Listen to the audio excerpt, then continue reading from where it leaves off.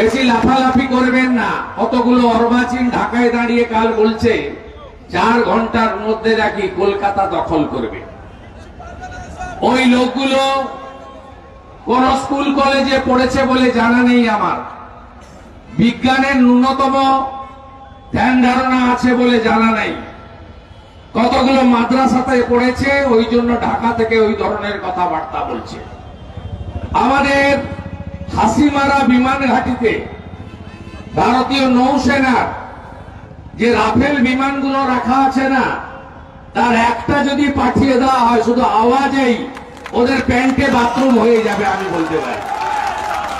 ভারত কত বড় সামরিক শক্তি ধরে এটা রাশিয়া জানে, আমেরিকা জানে, চীন জানে।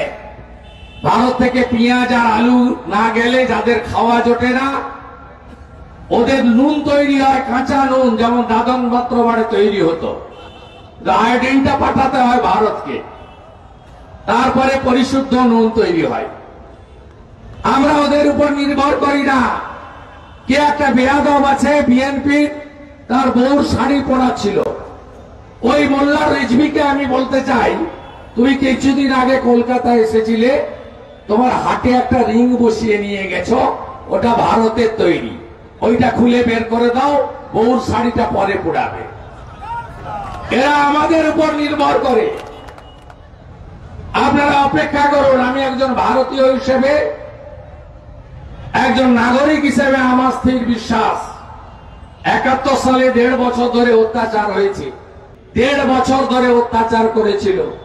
আমি বলি পিপিলিকার পাখা বাজায় মরিবার তরে, বাংলাদেশের এই মোল্লাগুলো, মৌলবীগুলো, এই র্যাডিক্যাল উগ্রবাদীগুলো, এদেরও পাকিস্তানের রাজাকারের যা হালত হয়েছিল সেই হালত হতে চলেছে। অপেক্ষা করুন। শুধু এপার থেকে ওদেরকে ভালো করে টাইট দেন, এপার থেকে টাইট দেন, আর মঠ মন্দিরে গিয়ে নিজের জন্য, পরিবারের জন্য যেমন প্রেয়ার করবেন, তেমনি বাংলাদেশের আমাদের আত্মীয়, একই ভাষায় কথা বলা, একই ধর্মীয় সংস্কৃতিতে অভ্যস্ত, ওরা খুব কষ্টে আছে, অবরুদ্ধ হয়ে আছে। আপনারা আসুন, ওদের জন্য আমরা প্রার্থনা করি।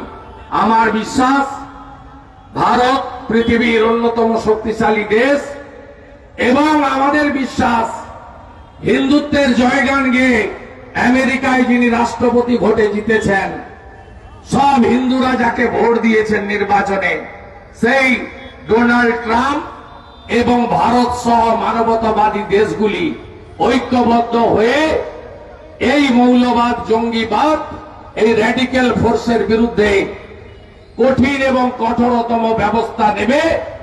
আমি অনুরোধ করব এই সমস্ত শক্তিধর দেশগুলোকে। 71 সালে 93,000 রাজাকার ধরা পড়েছিল ভারতীয় আর্মির হাতে।